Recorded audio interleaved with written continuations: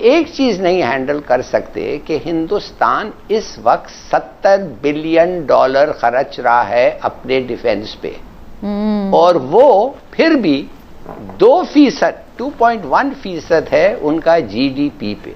लेकिन दुनिया अंधी हो गई, दुनिया बहरी हो गई, दुनिया को कुछ दिखाई नहीं दे रहा, कुछ सुनाई नहीं दे रहा, दुनिया गूंगी हो गई, कुछ बोल नहीं पा रही है, और ये जुल्म का सिलसिला बढ़ता चला जा रहा है। कोई इसको रोकने वाला नहीं है, कोई इनसे पूछने वाला नहीं। दुनिया क्यों खामोश है? आज मैं पूछती हूँ। इंडिया के डिफेंस बजट के हवाले से, और एक सिर्फ 2 फिगर दूंगा फिर, क्योंकि major general retired Ejaz Awan साहब हमारे साथ हैं, उनसे इस पर बात करेंगे।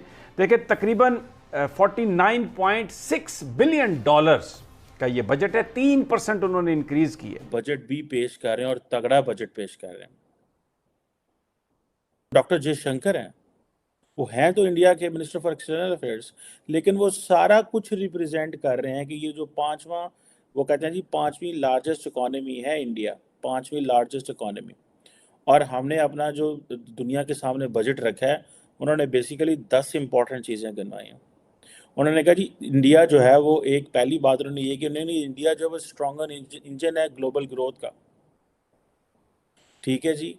वो कह रहे हैं जो कैपिटल इन्वेस्टमेंट आउटले है वो तकरीबन 10 ट्रिलियन रुपीज़ है, ठीक है जनाब, इंडियन रुपीज़, जो कि तकरीबन more than 3% of the GDP है। यानी कि आप देखें कि वो कह रहे हैं ग्रोथ ही हमसे हो रही है, इंजन ऑफ ग्रोथ है। This is what he is telling to the world. This is the first thing doctor Jaishankar as a minister for external affair, मुझे नहीं याद पाकिस्तान के फाइनेंस मिनिस्टर जो है, फॉरेन मिनिस्टर है, वो फाइनेंस मिनिस्टर या गवर्नमेंट की जो चीज़ें हैं वो आके ट्वीट करें या लोगों को बताए, या फॉरेन ऑफिस जो है वो अपनी प्रेस रिलीज बताए और कहे कि देखो ये इकॉनमी है, ये मेरी सक्सेस है। पाकिस्तान जो है, क्या वो ऐसा को बजट पेश कर सकता है? ये है भाइयों और बहनों और उनके भाइयों और उनकी बहनों, ये क्वेश्चन है कि भाई क्या हम ऐसा बजट पेश कर सकते हैं कि एटलीस्ट हम दुनिया को ये मैसेजिंग ही कर दें? क्या पाकिस्तान का जो फाइनेंस में फॉरेन मिनिस्टर है वो इस तरह की बातें कर सकता है कि जी मैं इंजन हूँ ग्लोबल ग्रोथ का, इंफ्रास्ट्रक्चर चाहिए है ही नहीं है, ईज ऑफ डूइंग बिजनेस में वो सिर्फ चीनियों के लिए है, वो भी टीटीपी वाले और बलोच मिलिटेंट्स खा गए हैं। लॉजिस्टिक्स 48 अरब डॉलर जो हैं वो वेपन्स प्रोक्योरमेंट के लिए हैं, नए हथियार खरीदने के लिए हैं। इंडिया ये सब कुछ कर रहा है, और ये जो तफसीलात हैं जिसमें उन्होंने बताया जा रहा है कि राफेल जहाज और फिर वो जो S-400 मिसाइल जो उनका वो डिफेंस सिस्टम है वो, और पता नहीं ये क्या कुछ भारत खरीदना चाह रहा है। तो ये एक ऐसी दौड़ शुरू कर रहा है खित्ते में। हम तो अपना बजट इजाफा नहीं कर रहे हैं, हमारी फौज तो बिल्कुल जो भी उसका बजट है, जैसे भी उसके हालात हैं, पाकिस्तान की हिफाजत करने के लिए तैयार है। और दूसरी तरफ हम ये देख रहे हैं, तो इसको कहीं ना कहीं तो मैच करना पड़ेगा, वसाइल तो देने पड़ेंगे हमें अपनी फौज को। की जो दिफाई सलाहियत है, उनकी जो ऑफेंसिव सलाहियत है, उसमें बड़ी भारी इन्वेस्टमेंट आएगी, और यकीनन अमेरिकन और इजरायली इक्विपमेंट की बहुत बड़ी मार्केट बनने जा रहा है हिंदुस्तान। अब वो अपने वसाइल से खरीदता है या उसको इमदाद में मिलते हैं, हम भी नजर रखेंगे, आप भी देखेंगे। अभी जो S-400 मिसाइल सिस्टम रशियन वो इंडक्ट कर रहे हैं, उससे हमारी मिसाइल टेक्नोलॉजी और हमारी एयरफोर्स पर असरात पड़ेंगे, क्योंकि हमारे एयरक्राफ्ट को टेक ऑफ करते ही अगर सेंटर से देखें पाकिस्तान का जो नक्शा है, तो हमारी कुल गहराई 460 किलोमीटर है। हमारा जो कमर से पाकिस्तान का फैलाव है, जबकि हिंदुस्तान 3850 किलोमीटर गहरा, उनकी डेप्थ बहुत ज्यादा है। तो उनके जो मिसाइल सिस्टम वो अभी खरीद रहे हैं, इनके जो 4 लेयर्ड रेडार सिस्टम है, जो लोएस्ट जिसे आप मैप ऑफ द अर्थ कहें, वहां से लेकर हाई ऑल्टीट्यूड तक जो उनकी सलाहियत बढ़ गई है, इससे हमारे मिसाइल्स के लिए और एयरफोर्स के लिए बड़े सीरियस चैलेंजेस आने वाले हैं।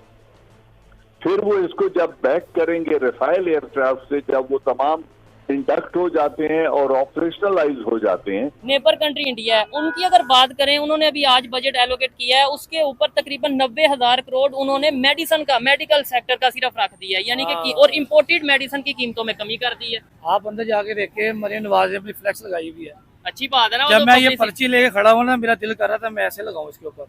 फ्लेक्स के ऊपर लिखा हुआ था फ्री अद्वियात, ठीक है। आपके पास या ये 2 टैबलेट ही नहीं है, तो फिर ये नहीं, अब ये ऐसे भी हो सकता है कि कुछ लोग समझेंगे कि भाई शायद अपने पास से कह रहे हैं, या खुद नहीं, इधर जितने भी लोग भाईजान मेडिसिन अंदर फ्री मिल रही है? नहीं मिल रही है। मेडिसिन मिल रही है? नहीं भाई, अभी लेके आ रहे, कोई चीज नहीं मिल रही अंदर। मेडिसिन मिल रही है, तो ये गवर्नमेंट क्यों नहीं इन चीजों को देख और रही? सर वो कुछ नहीं देख रही, वो ये देख रही है कि हमने अपनी याशी पूरी कैसे करनी है। ठीक है, वो आपको भेड़ बकरी समझती है और आप बने हुए हैं। नहीं इसमें कोई शक नहीं कि गलती हमारी मतलब पब्लिक की भी गलती है कि अगर कहीं पे गलत हो रहा है पूरा मन प्रोटेस्ट करना हमारा हक है। और सर कई लोग कहते हैं यार क्या करें, बच्चों को बुखार मारे। मैंने कहा 2 महीने कोरोना रहा, घर में बैठे रहे आप, ठीक हो गया। आप एक दिन के लिए निकले तो सही, आपको पता चले आपकी पावर क्या है। अच्छा, वैसे हर चीज में हम मुकाबला करते हैं इंडिया का, कि मतलब इंडिया को ये कर देंगे वो कर देंगे। वो लोग अब मेडिसिन में कितना रिलीफ दे रहे हैं, उनकी अपनी मेडिसिन कंपनीज हैं, हमारे इधर तो मेडिसिन मेड इन पाकिस्तान, पता नहीं मुकाबला इस सूरत में क्यों नहीं करते। सर आप हर चीज छोड़े, उनकी तालीम देख लिया, बच्चा कहाँ पे, एजुकेशन कहाँ पे है। ठीक है, इधर एजुकेशन नहीं है।